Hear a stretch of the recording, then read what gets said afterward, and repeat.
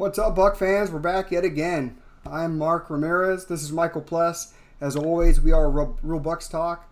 We're here every Monday, 8 p.m. or 8:06-ish. So we're back. It's training camp. It's time to talk some Buccaneer football. Plus, before we talk that, anything new on your list or things you want to talk about?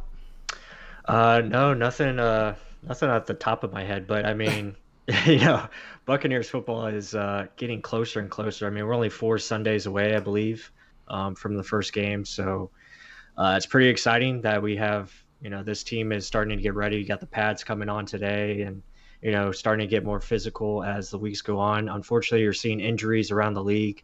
I know Gerald McCoy, Oh, yeah. ex-Buccaneer, out for the year. So that sucks to see. You don't want to see that, but yeah, it's good that the team is moving forward and we're seeing plays being made and making progress and getting better. So let's hopefully no injuries on our part, and hopefully we can stay healthy for the next couple of weeks. And it's going to be exciting to see those Saints coming soon. Yeah, with no fans in the stands, too. Yeah. But I guess let's jump right into it. So they actually had pads on for the first time today. What are you initial thoughts? I guess Gronkowski didn't have a good showing the first. He's just getting used to that Florida heat, sweating out too much. Bruce Arians had to laugh at that. But what are your first initial thoughts of this, and what do you think of this stacked roster? Yeah, I mean, you can't really put too much into it right now. Again, it's the first day, but it's good to see some names pop up there that are shining. Obviously we're going to talk about them later, but you see like the Anthony Nelsons, you see the Scotty Millers making plays. I know Coach talked about TJ Logan, and you start to see as far as the depth chart is going, you kind of see who's with the ones and the twos. I know Mike Edwards and Jordan Whitehead were the starting safeties today, so that was pretty cool. That's something we predicted.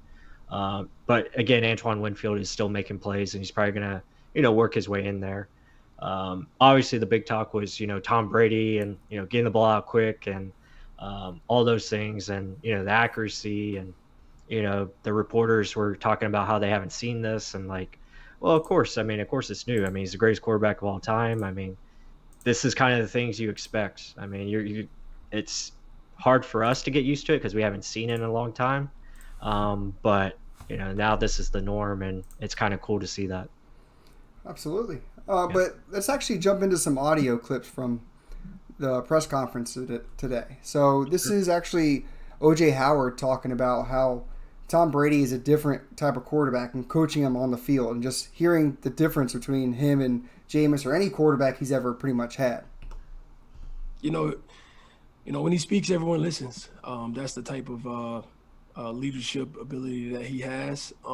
And like I said, he does a lot of coaching. And the thing about it is, he coaches up everyone at one time. He likes certain routes ran certain ways. And, when the guys can listen and we can get the job done and stay on the same page that he's on, he can trust to make that throw, make a throw that he may not see it 100% clear, but he should expect you to be in the position that he's always been telling us about over and over again. And I think when he does that, it sticks with you. It gets in the head of all the receivers and tight ends, and we're always on the same page. And that's just a different type of leadership that I see from Tom. Yeah, initial thoughts. What do you think on that? Yeah, I mean, that's great to hear. I mean, it just shows the leadership of Tom Brady. I mean, he's going to be coaching these guys up, and I think he understands that he's dealing with different personalities as well, so he adapts to that person, as far as how he coaches them up. And I think it's a good thing. It's just the attention to details that is very important. I know an article that we're probably going to look into later that Peter King did talked about squaring his shoulders when he's running. So it's just stuff like that, little things, knowing that the ball is going to be there on time when you run your route correctly. Yeah, and then also OJ, just the stuff of, run your route, run it correctly because the ball's going to be there. You got to do your job for me to do my job correctly. And just it almost, to me, thinks Brady's pinpoint accuracy is what's going to help these players, not just because he knows where it needs to be. It's like, if I'm going to do my job, you got to do your job correctly as well. because that's what a team game is. Like, if I'm throwing it to a spot, you better be at that spot that we've talked to, like he said, time and time again, to actually get this thing to actually work right. But Michael Plus is in the chat. How is everyone tonight? Damn, Plus, you're in two different spots at one time. Oh yeah, multitasking tonight. But yeah, no, I agree with that. And Gronkowski has been helping OJ as well. I think, both players, Rob and Tom Brady, they understand how good OJ can be. And I think they're giving him that confidence that maybe he's lacked in the past. And it seems like he's a totally different as far as his mindset goes. And he understands, like, yeah, I am really good. And, he knows he can be a weapon in this offense. So I think he's excited about, not only working with Tom, but having Rob there, in the room. And I think it's going to be really good for him going forward this season. Hopefully he can stay healthy. I think that's been an issue as well in the past. So hopefully he can stay healthy throughout the year. Absolutely. I mean, just touch on it here. Another audio clip. I think Rob's helped him confidence-wise, seeing how good he is and telling him how good he is. And, when you got a guy like Gronkowski and Brady telling you you're good, you're probably pretty good. And I think that's helped. But he's playing really, really well right now. Yeah, so OJ's playing really well. Mike and Godwin are going to play really, really well. You got Gronkowski. Those are four guys you can almost say are number one targets across the board. And then not to mention the number 3 option in the wide receiver room, which we'll talk about later. But, I mean, if OJ can become the type of player that they drafted him to be, how scary could this offense be? It's just, I mean, some people really still are fighting it, saying that OJ's trash or Brady's he's gonna fall off the cliff. We're gonna see it. It just, to me, it's like with all these damn guys, and their first pass of practice was a 60-yard bomb to Scotty Miller. Right. With all this stuff adding together, it's like, who's gonna mess it up? I mean, bearing injury, this team should be stacked for a long time of the 16-game schedule if we have it. Yeah, no, I agree with that. And that's my biggest concern. And we talked about this before, is just injury. As long as this team can stay, pretty healthy throughout the year and not lose, a lot of key guys at one time, I think they'll be okay. Again, Tom Brady, I mean, he's been doing this for over 20 years now. He's going in 21st season. So not worried about him. I know he's going to pick it up. I know he knows where the football needs to go. Now it's just about, just getting everything down. It's those little details that they're working on right now, and making sure that everyone's on the same page. And so far today, I mean, he had a very strong start. Now that doesn't mean the defense can't come back tomorrow and, kick some ass, which they might do. It's going to go back and forth. And that's kind of what you want to see, especially as they ramp it up here. Again, it's first day in pads, so it should be good. And we did have some, good, plays made by the defense. I know we're going to talk about this later as well. Parnell Motley, came down with 2 interceptions. So, we did a film study on him as well. So be sure to check that out, guys, if you haven't already. We feel like he's going to make the team. He's got a good track to be that 5th corner. Either him or Mozzie Wilkins, I think, is in that 5th spot. I think those two guys are, especially with the release of MJ Stewart, I think those two guys are the ones to look out for. But Motley definitely has a head start right now after today. Absolutely. I mean, Again, guys, Mike said it. Go check out our film study of him. I mean, you can just go down to the videos. It's not hard to figure out. But, I mean, he just fits the bill of the characteristics and the attributes that we like in the defense. Not just us, but the Buccaneers like in their cornerbacks. Physical, in your face, bump coverage. I mean, you're going to have to beat them over the top. And then if you do, then great. But our pass rush will get there before you'll be able to make a decision that fast, right? But let's keep going on about the offense. I didn't want to jump into the defense just yet. So looking over at that story you were talking about, how Tom Brady's over here coaching up OJ. He said, "Juice," Brady called out. "Keep those shoulders square." Means then Brady stood in place, pumping his arms like a piston's up and down. Right here, still pumping his arms. Last minute, "Catch it on your hip," Brady said with some garbled words in the middle. And then what did he mean ultimately? He said, "That's Tom coaching me. Tom's been coaching a lot of guys one-on-one." Just pretty much shoulder squares. If you watch me on film, he watched a lot of me. I'd be running a vertical route, not going as fast as I should have, because I'd be running vertical route, but I'd look back at it, slow me down. Just stuff So Tom Brady did his homework on the Buccaneers before coming here. Mm-hmm. He realized little subtle things that, holy crap, if I fix this on this dude that's 250, ran a 4.5, 6'5" tight end to go along with Gronk, I should have an easy outlet middle of the field. Not to mention Evans and Godwin on the side. So, again, this story is jam-packed with information. This is, I believe it's Peter King's story on the Buccaneers and Tom Brady. We're going to keep talking about it, but what is your initial reaction to that? I mean, that's just insane, noticing those little subtle things. Yeah, and that's that's what makes him the greatest of all time. I mean, it's just the attention to details. I mean, he just understands his players, and I mean, we talked about it before. I mean, the guy's a film guru. I mean, he's studying film all the time. I know you've seen the Tom versus, or is it time versus Tom or something like that? Tom versus time. Yeah. But yeah, you've seen that, and you know how he studies film and he watches film like we do. Constantly. He's always watching film. Whether it be his team or other teams, he's watching something. So it just shows you his preparation and knowing that coming to a new team, he needs to know who he's working with, and that's what makes him a professional, and that's why he's the best. And we're lucky to have him, and now we're going to see what he can do to make everyone else around him better, and that's the biggest trait he brings to this team is he makes others better. It's just, I mean, you can even see it here in the story. When Tom does that, Howard said of the coaching point, it's huge for me to hear. I worked on that all off season, a bad habit I had to break. He puts it in my head every day. That's what a true leader does. He does it in a humble way, so chill. That's Tom Brady, one of the best to ever play our game. And every day, he's got something for me to make me better. I mean, that's just, like, a lot of people are saying, oh, he's going to bring his offense and coach the players up. This is more just coaching on subtle route concepts that he knows can beat the defenders. He knows it's tested and tried true that if you give the illusion you're going to go run this damn thing deep and you cut it outside, I'm going to throw it where only you can get it. He's like, right here.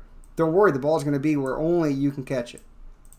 So, I mean, Brady, geez. I mean, I hope people realize how good of the player he is. I think people underestimate what the GOAT actually means. Mm-hmm. I know it may be a statement. We just haven't seen some sort of that on the field, I guess. I guess once we see it on the field, more fans will start to buy in. But, I mean, let's keep going down this storyline. Hey, Mr. Peter King, you write a damn good story. I'll say that. Mm-hmm. One thing I really love that Arian said, where is it here? This right here. I'll read this out slowly. It's going to be a lot easier for what we're doing because I'm not going to ask him to put us in the perfect play every play. He's got 2 wide receivers that can beat anybody one-on-one and tight ends. And basically, if you read out our patterns, you'll get to the right guy. Plus, sum that up and what you would think that is. Yeah, basically, I mean, it's just reading the defense, and that's what Tom Brady does very well. It allows him to execute faster and be more effective, and that's what this offense is going to be. I mean, it's basically, yeah, you have guys going deep, you have guys going in the middle, you have guys going short. It's basically you're finding the matchup that you think can win, and that's where you're going to go. You're going to go to the right guy that is open, and Tom Brady hits the open guy quite often. That's what he's been doing most of his career. So, yeah, it's about finding the matchups. And basically, when he's talking about not being in the perfect play every time, it's because we have guys like he said, Mike Evans, Chris Godwin, OJ, Gronk. Those guys can win one-on-ones constantly, and you don't always have to be in the right play. You just have to, okay, this guy's bigger and better. I'm going to go over to him, and let him win a matchup. So that's pretty much what he's saying, and I agree with that. But at the same time, he's given Tom the ability to say, hey, we need to check it to this play or that play, and, that'll work as well. So that's what makes Tom great, and, and having our skill sets that we have on the outside, it's going to make it a lot easier, like he said. Yeah, like he just said, go through your patterns, and you'll find the open guy. These one-on-one options, it's not 50-50. It's usually 75-25 in our favor, which I've said before. But, I mean, even in this story, Like, I'm not going to take a 50-50 shot when I got a 90% shot underneath. That's what he said he and Peyton Manning have a characteristic like. But the thing is, you'll probably have that option 15 yards down the field. With the way this offense is designed, I mean, you can only cover so many guys with two guys. Evans, Godwin, if you're going to cover them with two, Gronkowski and Howard are going to be open in the middle of the field. If you're trying to cover that far deep, if you're dropping cover 3, pushing everyone back, underneath, hit a running back. Take that 90% option. But it's just little things where just Brady's going to be able to read so much faster than what we've been accustomed to at the quarterback position. I just don't think people are really understanding that. Like, to that, it's like, hey, if I get to eat my words, I will. But still, like, from what he's put on paper, or not, and just in true life, like, Brady just brings it all. And you're seeing teammates say this. Like, yes, they're in awe of him because it's the damn GOAT, but still, he's coaching them day by day. It's just he's the only one that has to really learn it. Yeah, it's gonna make the defense better as well. I mean, JPP talked about it today. Just saying how quick he's getting the ball out fast, and it's gonna make the secondary be even better and be in better position, and be on top of their game as well. So it's gonna make everyone better, and that's the beauty of it.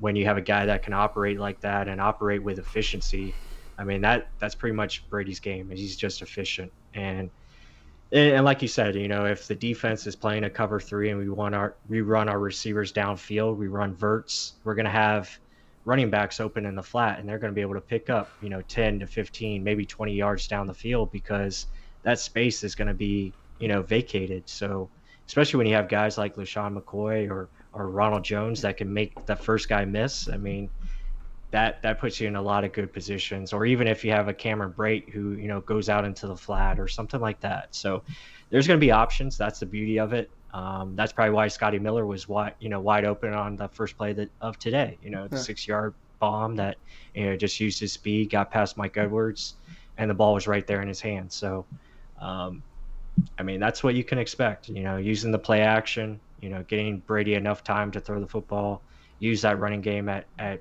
certain times of the football game. So that's what makes it exciting, and that's why I can't wait for these Sundays to hurry up, and then we're playing against the Saints.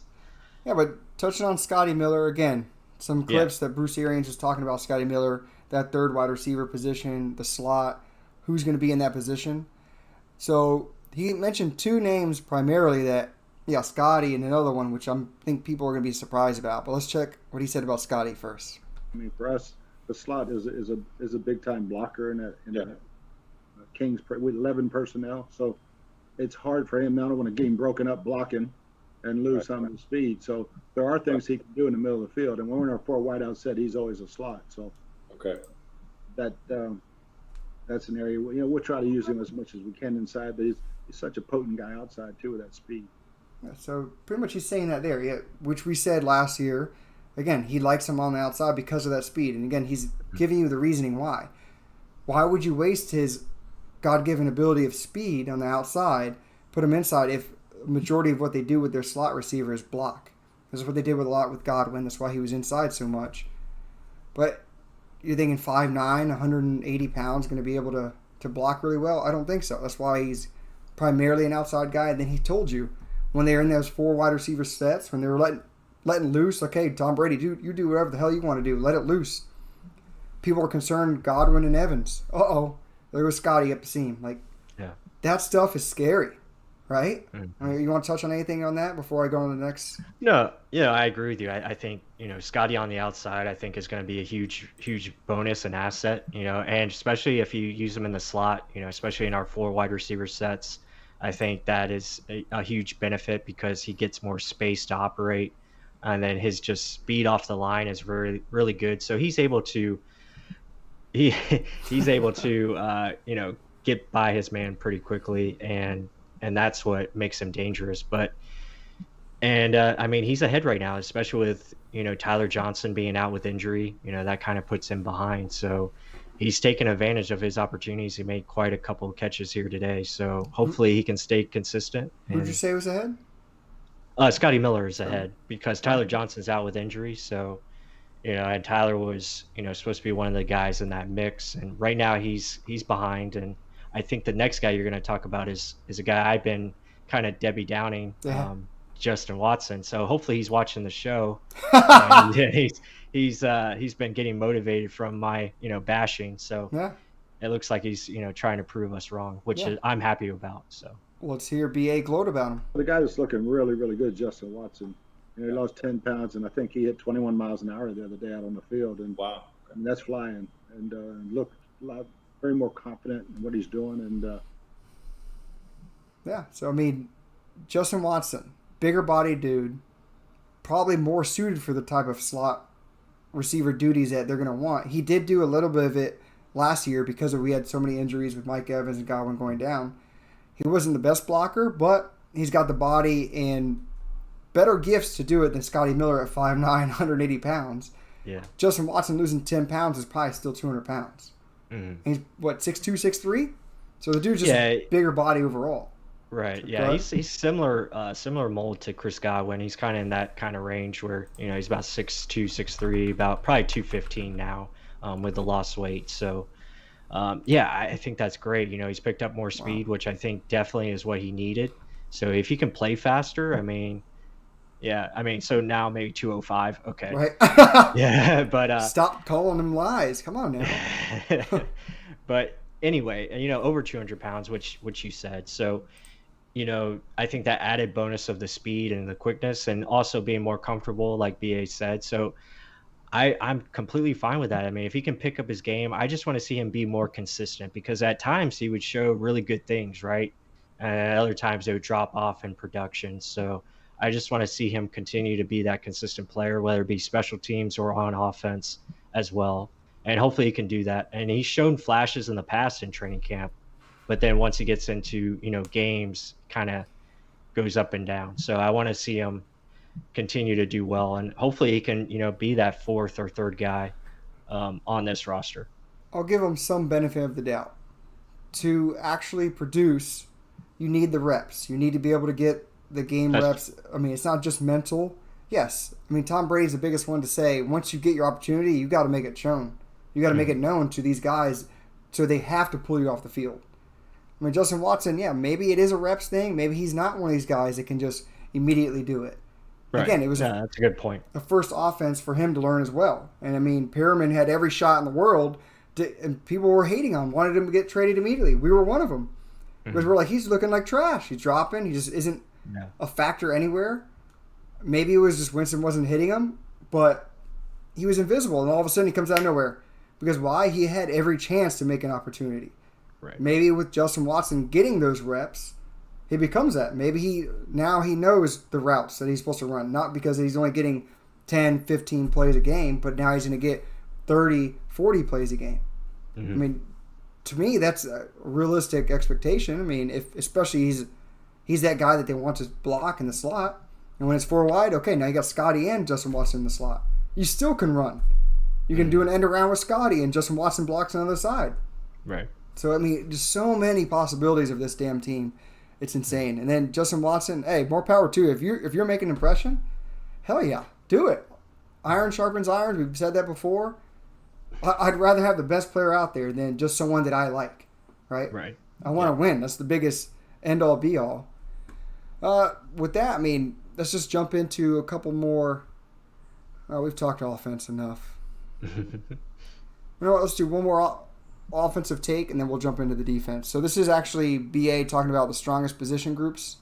Okay. I think it's kind of the first two are obvious. The third one, people were probably like, "Oh, okay, let's check it out." well, I would think right now our tight end room is obviously loaded, and should have some production, more production than we had last year. The quarterback position, I think we should have as much production and less negative production. Right now, I think our linebacker rooms, both inside and outside linebackers, very, very pleasing. And again, can't wait to see them in pads, especially some of the kids who were on our practice squad last year who've gotten 10, 15 pounds bigger and look faster. So, I mean, let me run it down real quick. Mm-hmm. Tight ends, we've talked too much about. I think everyone knows we have Gronk, OJ, Bray, not to mention if Tanner Hudson, Cody McElroy, Austin Auclair. I mean, we have way too many. Some of these guys are going to get taken away from us because of that. Right. That's why he says it's ridiculously loaded. Quarterback, you have the GOAT, obviously. I don't know if that was a little bit of a jab at Winston because he said by subtraction of certain things that we all know, the big 30 number. Mm-hmm.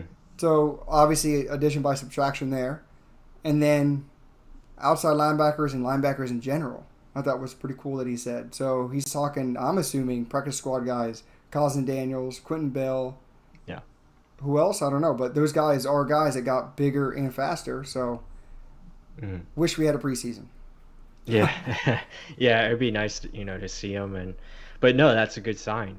Maybe Cousin Daniels and Quentin Bell are going to be those guys that step up. I mean, I know we talked about this as, are they going to keep 5? Or how many of those guys are they going to keep? Obviously, you have JPP, Shaq, and then you have Anthony Nelson as your 3. Then is it going to be both Cousin Daniels and Quentin Bell, or how's that going to work? I know they were high on this Cam Gill guy as well. So, we just have to wait and see. But, I mean, that's great to hear that, these guys are pushing and showing flashes, as we can call it right now. So that's good signs. Absolutely. I mean, and again, another one, he talked about who impressed him on the field today. It's 2 defensive players again. Check it out. I think Chappelle Russell's caught my eye a couple of times on special teams and his speed on defense. It's hard to just pick 1 or 2 out. Anthony Nelson's having a heck of a camp. But, he's just like Scotty. He's in year 2. He understands what he's doing. Again, Chappell Russell. That's pretty cool to actually hear his name, the first name where he jumped on it, special teams and on defense. Right. Again, we pretty much mentioned if he's going to make this team, it's going to be on special teams. I mean, he's using that speed that he has. Hopefully those knees hold out. But still, it's cool to hear his name. And then Anthony Nelson. So right. That's our next subject I want to touch on. But you're hoping he's taking over for Carl Nassib. You can't just replace him, but hopefully kind of muster up something. But what are your initial thoughts? It's great to hear Russell's name. He was working with the number 2s today, so he was working there with Kevin Mentor, and I forget who was on the other side, but so he's working with the 2s, and that's impressive. He's working over Jack Sitchie, I believe. So he's already making that jump into one of the top reserves, which is pretty impressive already. Yeah, absolutely. And I'm not surprised on Anthony Nelson. I think he was going to be a good player. We were high on him, coming out of the draft, and very excited when he was the pick. So I'm not not surprised with what Nelson's doing. He did good things last year when he was in the game. So I think he'll continue to take those next steps forward. And it looks like he's continued to mold his body. It looks like he dropped some weight, got faster, and now he's going to work on his pass rush ability. So he's got the best 2 guys to work with. So yeah, I'm fine with him. Yeah, let's actually touch on that. So I brought up Anthony Nelson comparison with Carl Nassib. Let's jump on that real quick. So Anthony Nelson, the combine. This is obviously both from their scouting combine numbers, but just take a peek at how similar these 2 guys are. Anthony Nelson, I guess they put in inches, 79 inches, 270, 31 BMI, but 34, almost 35-inch arms. Hand size, almost 10 inches. Look at Carl Nassib. Carl Nassib now. 78 inches, almost 79. 270 pounds, same as Anthony Nelson. 32, 31, same thing. Arm length, 34, almost 35, same thing. 10-inch hands, pretty much same thing. Wingspan, pretty much same. So these dudes are very similar. Same thing with the 40-yard dash. Like, very, very similar type of player. We just didn't get to see what Anthony Nelson could put up in the regular season because of, again, repetitions and then being injured. I mean, 6'9", 3 cone for a guy that's 6'7", 270 pounds. Right. That's very impressive. That's pretty damn good.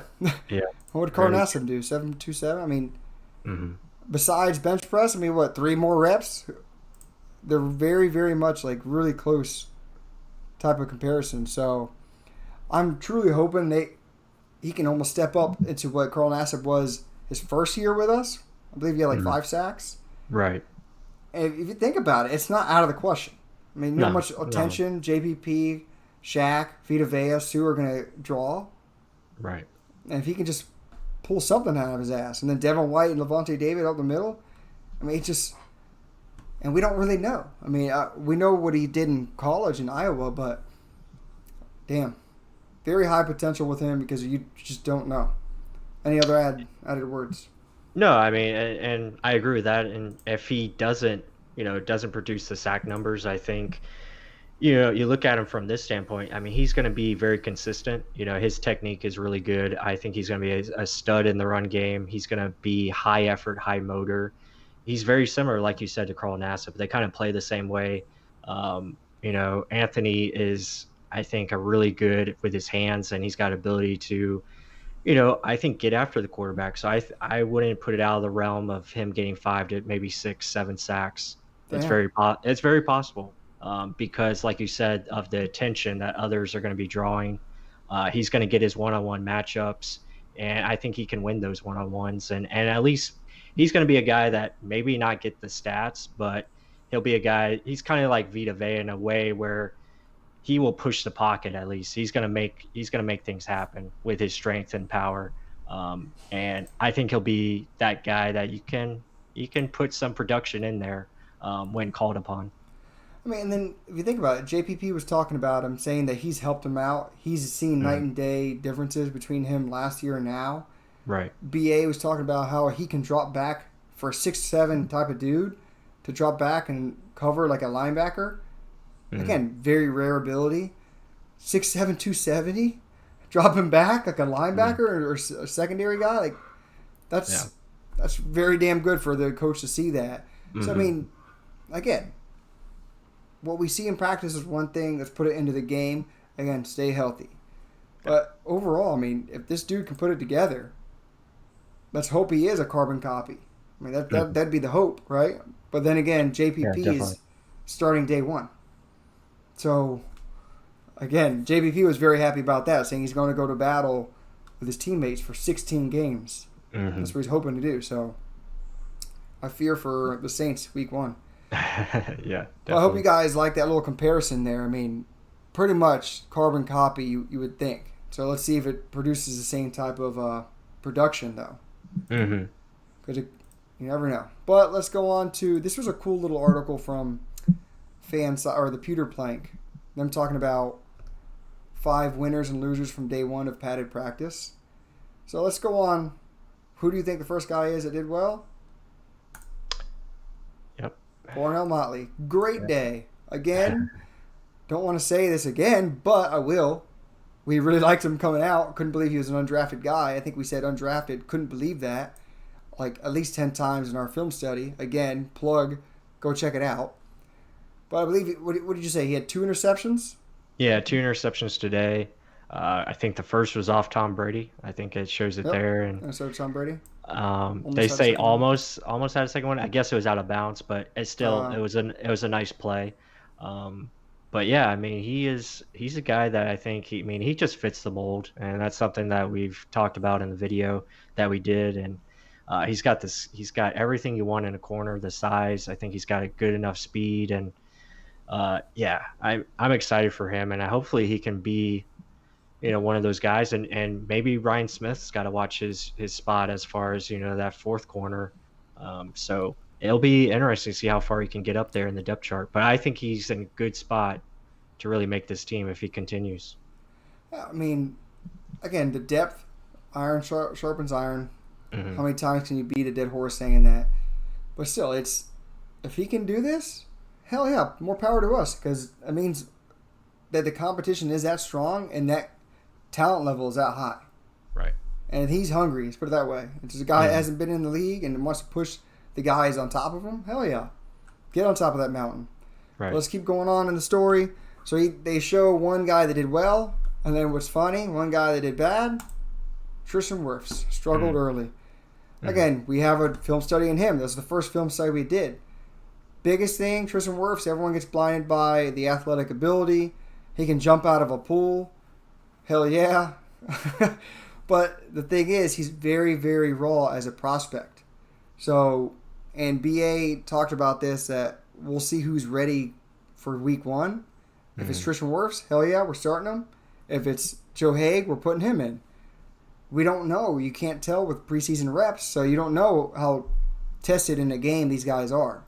But then again, going against JPP and Shaq every day in practice, he's going to get power, speed, everything you're going to want. So we're going to find out if it's him or if it's Joe Haig early. So what are your initial thoughts on that?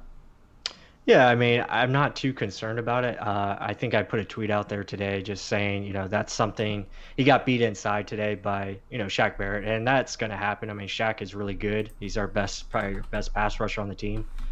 So, that stuff's going to happen. But like you said, with Shaq and JPP on the team, that's going to help him prepare and get ready faster.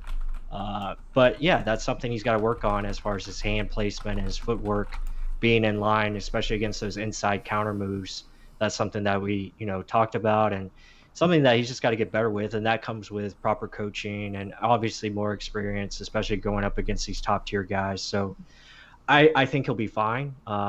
But yeah, it remains to be seen if he is going to be that day one starter. If he's not, then that's okay. I'm confident in Joe Haig as well. So if not, then it's, that's fine. And he'll eventually probably become the starter as the season goes on. But yeah, right now I think he's in a good spot. I'm not too worried about it. Let's see what happens tomorrow. I'm sure he'll bounce back. Yeah, and that's the thing. It's growing pains, right? Mhm. He's wet behind the ears. He's 21 years old. Brady laughed at him. He's like, I've been in the league just almost the same amount of years you've been alive, kind of thing. So experience tells all. That's why we kind of signed Kyle Love for experience down below. It's something we didn't touch Right. on. So Yeah. 33-year-old defensive lineman, 6'1", 315, looks heavier than that. Mhm. That plays nose tackle. He's played in a 3-4 defense with the Patriots. A hole, a stuffer, like something that where the linebackers can get around him because he's just going to occupy bodies. We are in the process of the film study, guys, so don't rush it. I know we took a week off, but we'll jump back into it. But still, it's experience will tell the story of how a player will end up being. So give him his time. He's going to have some bumps. Let's just hope it's not really early because you don't need Brady getting hurt early in the season. So if it's between Joe Haig and Wirfs, I'm going to say who's more safe, who's a safer bet.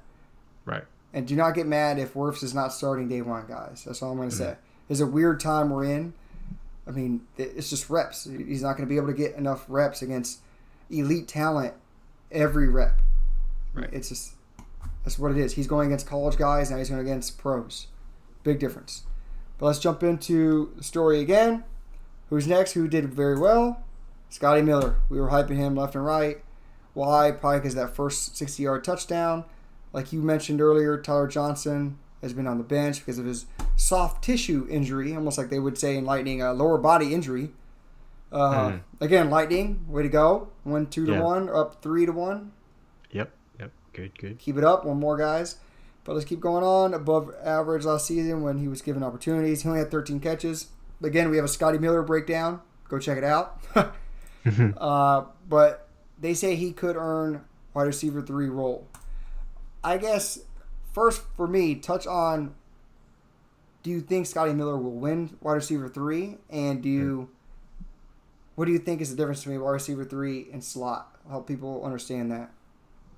Yeah, I mean, I think Scotty's got a really good chance to be the number 3 guy. And there's a difference in this offense because usually when you look at the number 3, you automatically assume that guy has to play the slot position, which is not the case in this offense. If you look at it, who runs the slot in this offense is Chris Godwin.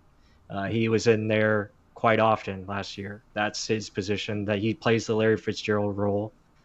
So if Scotty Miller is the number 3 guy, then you could look at it. Yeah, Scotty and Mike are going to be on the outside, and then you have a variation of either, Chris Godwin or one of your tight ends running the slot, right?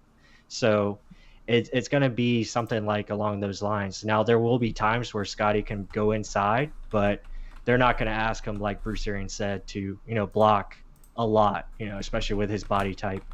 So, yeah, I think Scotty's got a great chance, and I would put him in the lead right now. But again, it's early, so we just have to wait and see. He's got to be consistent. He's got to stay healthy. But yeah, I mean, he's in there for his big play ability, as we saw today, and you got to have guys like that. Absolutely. I mean, and that's the thing. So a guy that can take the top off of defense. We mentioned that with Desean Jackson a couple of years ago.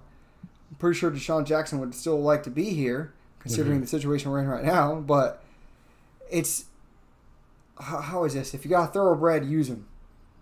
Yeah, you're not going to put a guy with that type of speed to sit there and block when he's going to get. That's not using the best of his abilities. Not putting him in a position to succeed. And we've heard coaches say that time and time again. People want to almost pigeonhole. He's a slot guy. He's it. He's Edelman. And this offense, again, people think the Patriots offense is coming over. Oh, Tom Brady's going to bring it up. He's going to coach them all up. It's going to be the Patriots offense. Here it comes. BA just plain and simple just said, this is my offense. This is how it's going to be run. And this isn't what we're made to do. Our slot guy is supposed to block. Yes, when we're 4 wide, hell yeah, go 4 power 2. Do whatever the hell you want because we're going to get this ball out to whoever has the best one-on-one matchup, and we're going to rock this shit. We're going to go all the way to the championship. Rock this shit, go all the way to the championship. Yeah, there you go. Rock this ship. That's a shirt or something soon, but hey, you never know. That sounds pretty badass. But hey, Scotty, I hope you do win wide receiver 3, and it seems like early on favorite Justin Watson's winning that number or the slot. Let's move on. Let's go on to who did bad. Oh, Justin Evans. He's not playing, so obviously he didn't do bad or good. It's more of a push, but very long odds to make the roster. Why? Certainly helpful to be compete, blah, blah, blah. He's not playing. And then Mike Edwards and Jordan Whitehead, the starters. I guess other people are looking better. Do you agree with this part of the story? Do you not? No, I agree with it. I think Justin Evans is in a tough spot because, I mean, he hasn't played football, and it's been a while. I mean, almost over 2 years now. So, yeah, I mean, Justin is looking at a very crowded safety room. Obviously, you got Mike Edwards, Jordan Whitehead, Antoine Winfield. They didn't even mention them in here either. Right. So those 3 guys are not going anywhere. And then you have Andrew Adams, who I think is a very solid veteran, a guy that can provide, solid play. Then you have Dakota Dixon, who is, I think, going to come on strong and make plays, especially on special teams. And then you still have undrafted guys like Javon Hagan, who they're high on. There's a couple other names that I'm not mentioning, but for Justin, it's tough because if he doesn't get back on the field soon, then yeah, I don't know. They'd probably put him on PUP for 6 games, maybe put him to IR for another year. So it just doesn't look good right now, and there really hasn't been any talk about him as far as when can he come back. So odds don't look good. So I would agree with that. That was a long answer, but that's the answer. Plus, let's shorten it up, tighten it up, tight. Yep, tight. But yeah, Justin Evans. The best ability is availability, and if you're not being available, what the hell can we say about you? I mean, what have you done for me lately? A lot of slogans you can put with this, but you just can't see them. And they drafted Antoine Winfield for a reason. I think it's just more Mike Edwards and Antoine Winfield will be those starting 2, but Whitehead's going to be tough to push out of the way. So I think it's a 3-headed race right there. Dakota Dixon, I am not sleeping. That dude's freaking jacked right now. He's taking this shit serious. Oh, yeah. And that's 4 right there. Justin Right. Evans would be 5th if he can ever even get healthy. So, Yeah, I think right now you're looking at Dakota Dixon versus Andrew Adams. So whoever can step up in that battle, you're looking at your 4th safety right there. I'm not sure if they'll keep 5 safeties. I think that would probably be a little bit too much. But you never know. They very well could. it looks like the chat just finally woke up, guys. They're alive. Glad to have you a part of the show. It was probably because we started weird, but other than that, guys, if you're in the chat, please help us out.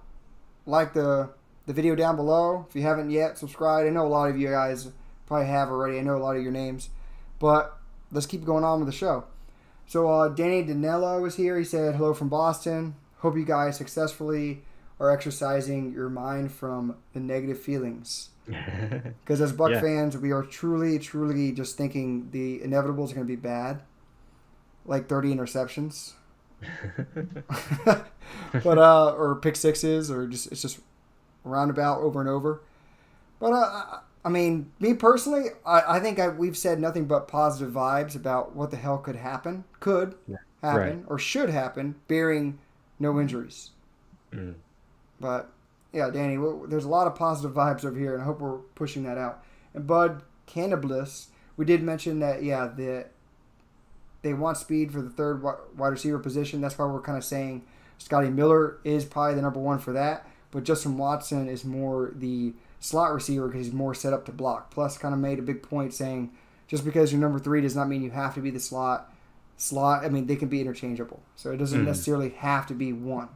If you're the number 3, you're slotted in as the slot. It doesn't have to be that way. Right. You don't put a thoroughbred inside that's 5'11", 180 pounds to block.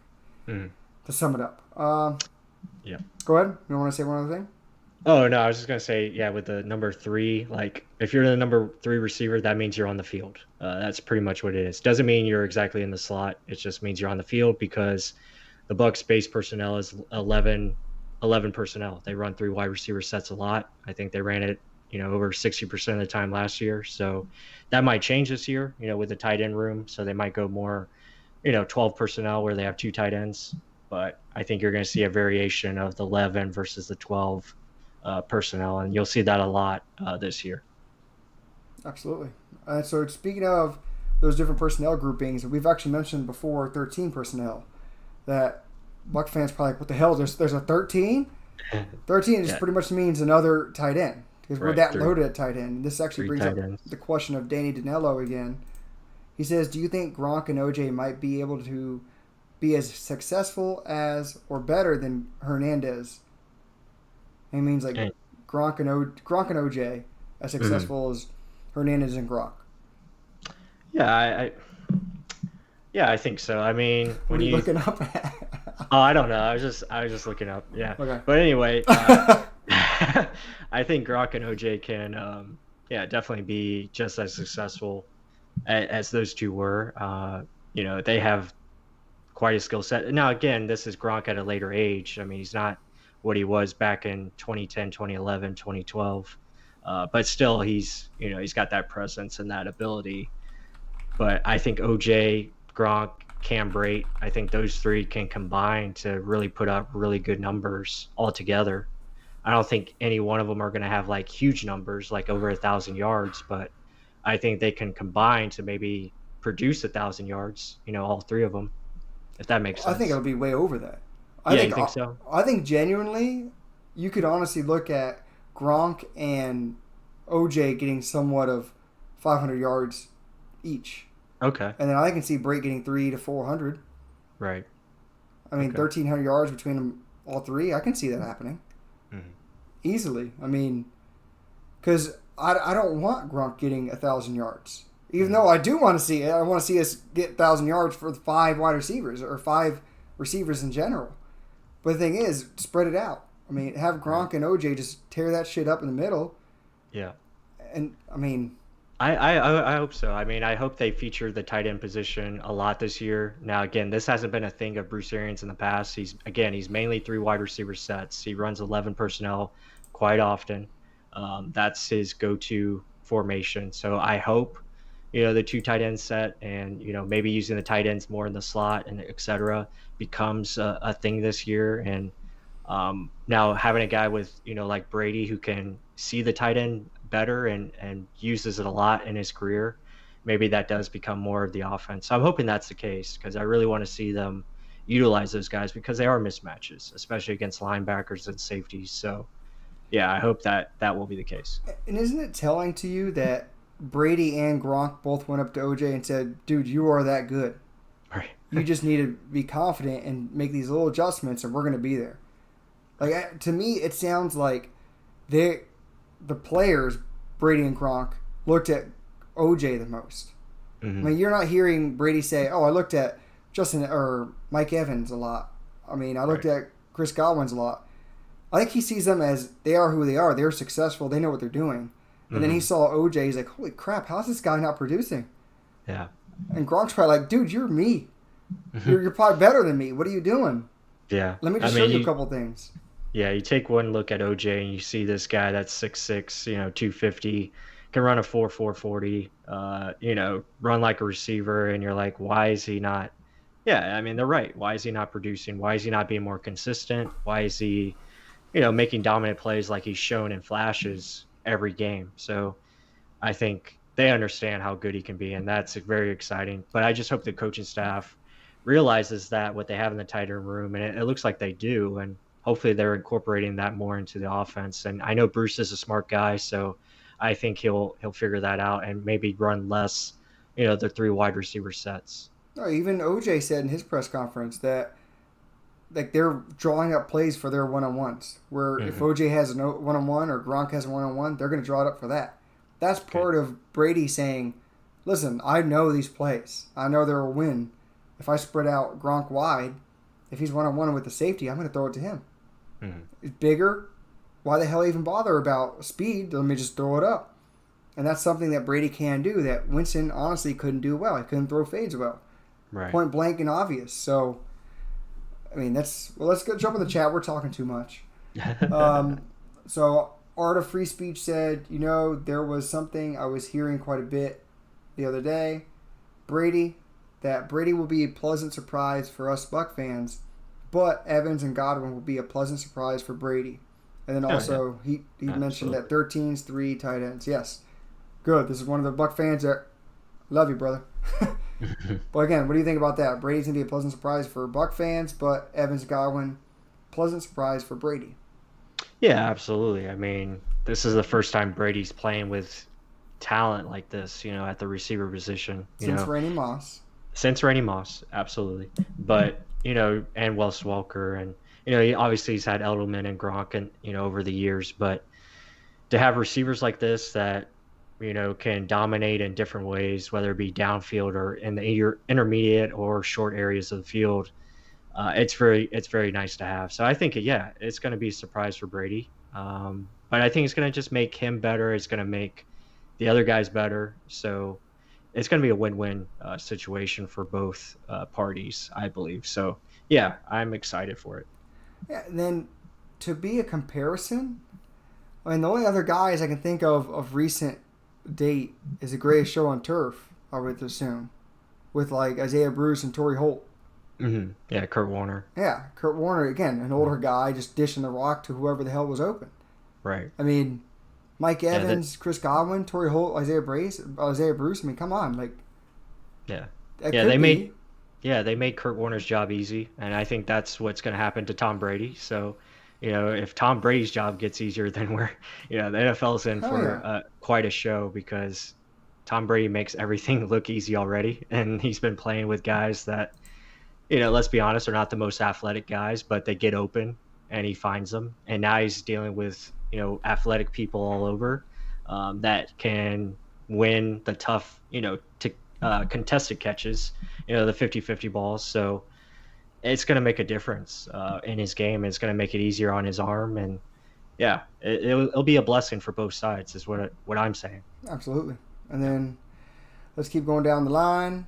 Tight end group is the best Brady has ever had. I agree. Gronk and Hernandez were successful because of Brady. Yeah. Yes and no. I mean, they both were pretty damn good. I mean, if Hernandez didn't do the things he did and had a full career, that dude probably could have broke some record, just to be honest. Yeah, absolutely. Yeah. Keep going down the line. Art of Free Speech said, I think we'll see 1,800 yards from the tight ends and running backs combined. Oh, and running backs combined, and 2,500 from the wide receivers. I could see that. If you're combining running backs, I think Rojo can get another 200 or 300 yards, and Vaughn maybe 200 yards. Mm-hmm. So yeah, I mean, I would almost say 2,000 from all them. So that's almost saying 4,500. Yeah, I think that's a good number for Mr. Brady. But then again, if we're winning early, just run the damn ball. Don't even worry about getting those big numbers. Mm-hmm. But then again, freaking go for the throat. Who the hell cares? Show that you're 43 and you can do whatever the hell you want to do. Danny Danilo, true that, Fred. This is the best receiving corps that Tom's ever had, and he knows. He's from Boston. What up, guys? Marshall Falk, referencing our greatest show on turf. Yeah, he said he was at that. This is Buccaneer Bruce said, I was at that damn 1999 NFC Championship. Oh, man. game. That's awesome, but then Ouch. also sad at the same time. I'm sorry. I think we almost broke a TV during that. Yeah. But I'm sure that was cool to watch, though. I mean, not the ending, but just being there. I'm sure that was awesome. This is funny. Danilo, that speedy white receiver that caught the ball, the long ball in the first play today, has an exceptional opportunity to become a chain mover. And with his speed and Tom's accuracy, hitting him in stride. Yes, that's Scotty Miller. Right. And we touched on that earlier. Again, he's probably going to be first early favorite for the third wide receiver position. But slot, we're pretty much saying, would be Justin Watson. That doesn't mean that Scotty will never play the slot. And for wide receiver sets, you would think you'd see Scotty Miller. Take it to the house. Yeah. Let's keep going. The last little story on this Peter Plank story. Who did bad or who did well again? Anthony Nelson, another guy we touched on. A depth piece that could surprise a lot of people. One of the major positions that needed blah, blah, blah. Clay Matthews teaching them. Tampa Bay would target a veteran like Clay Matthews, but a second-year player like Anthony Nelson may make a case for the front office to stay their hand. I think very much so. I mean, this defense, they haven't really added to the defense at all besides Kyle Love.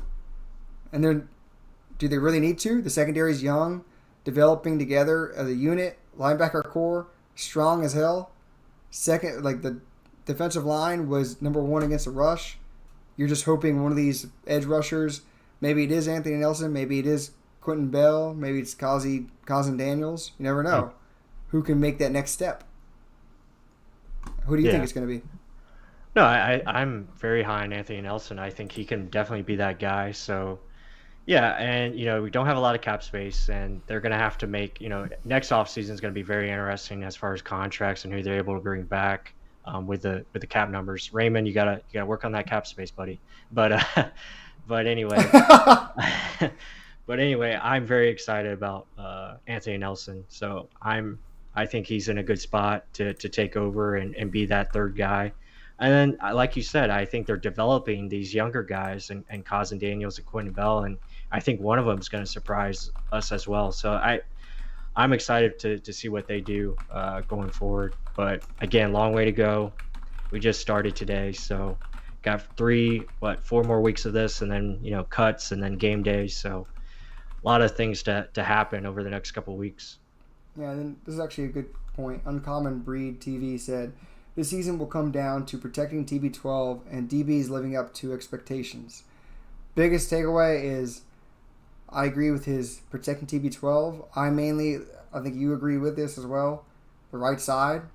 Will Kappa make that next step to be an actual good to average right guard? And who the hell starts at right tackle? We may have drafted a guy first round. That doesn't mean he's going to be ready game one to protect a Hall of Famer, 43-year-old quarterback who, if he gets injured, the season's pretty much a wash because you don't know anything behind him. So do you trust a rookie or do you go with Joe Haig, who you signed, who has experience, you know what he can do? Yeah, I mean, first of all, you got to have Alex Kappa step up. It looks like he, redid his body as well. It looks like he's, gotten bigger and stronger, so that's good. He definitely needs to work on his anchoring. That's something we're going to highlight, I believe, in the next film study is talking about the offensive line. A little sneak peek there, but I think Kappa is definitely a guy to watch. I think if he steps up his game, I think we're in a really good spot. At the right tackle spot, I think, like you said, they're either going to go with Haig or Worse, and I'm not worried about it. I mean, if they see Worse is ready, then he's ready. If not, you got Joe Haig in there who can be serviceable and do his job. And at the same time, there's always ability to use one of the 1,000 tight ends that we have to help block on the right side to help out. So, and we have really good blockers there. So whether it be Auclair, Gronk, or Howard, you can use those guys to help out. Pretty much we can manufacture pass blocking. Exactly. Whether that is a tight end on that side, whether that is a play action fakes, rolling running out, backs. Running backs. I mean, there's Screens. ways to do this. Yep. Especially if you're in the 13 personnel with that many damn tight ends. Like, it's very much possible. And then Buccaneer Bruce said about when he went to that game, he said, I drove back across the state to Kansas City in the snow that night. Ouch. Man, that was a long night for you, man. Oh, yeah. I'm sorry. And then Raymond came back. He said, fine, about the salary cap. We have $1.7 million in space right now. Thank you, Raymond. Appreciate it, Raymond. Thank you, Raymond. Good homework. You're on top of it. And then Fred said, I don't see Brady holding the football very long. Too many weapons that can get open. Again, that's the case as well. But football, you can't count on everything happening. There's going to be flukes. I mean, hey, it's just a miscount. I know there's no fans in the stands, but still, they could be making this manufactured noise. BA touched on saying that's almost worse than actual fan noise. Mm-hmm. Because it's getting pumped like right on the sideline, so it may mess with their snap counts, and that's something we've been messing up in practice early. I know it's just the first practice in pads, but he said pre-snap. I mean, Brady and Gabbert have really good hard counts, defensive lines jumping and the offensive lines jumping. He said they got to eliminate that. 100% agree with that. Can't beat yourself even before the plays even happened. So fix those little mistakes. And then Danny Danello said, Tom can make any pass at any time, but like any QB needs time to deliver the ball. Protection is paramount. I mean, we kind of touched on all that. Mm-hmm. And then Buccaneer Bruce, plus I owned a sporting apparel store in Kansas City at the time and had to sell a bunch of Rams crap that Monday. Oh, man. Damn, buddy. There's just dropping the hammer. We don't need that negativity. Come on. But actually, I wanted to show this picture really quick. I didn't want to jump into the story. We were going to talk about it, but time is running out. Mm-hmm. Look how big Gronk is in this picture. I mean, this is what? Is that Tanner Hudson? Yeah, it's Tanner Hudson right here. Right, yeah. Look how massive Gronk is. Yeah, and people were saying he was underweight. If he gets any bigger, holy shit. Yeah, he's a big dude. So, I mean, Gronk just needs to get his cardio in gear. And other than that, let's see what a year off does for him. I mean, look at those damn mittens. Banana hands over there. Yeah, he's going to be fine. Again, I think they're going to probably have him maybe limited to start the year and as far as snap count goes. But as the season goes on, I think he's going to become a bigger factor of the offense, especially in critical situations. So excited to see what he can do. But, yeah, he's definitely, I think, ready to go. Absolutely. Mm-hmm. Again, guys, I hope you enjoyed the show. It's getting late. We're hitting that hour time. But if you guys have any other questions, hit it in the chat. If not, hope you enjoyed the show. Plus, good night. I'll see you next Monday. Go Bucs. Yeah. And everyone in the chat, enjoy the new topics that we're going to have to talk about during the week. Anything, if you want, join our Facebook group down below. Find us there. Hit us up. We're always talking football down there. Other than that, go Bucs.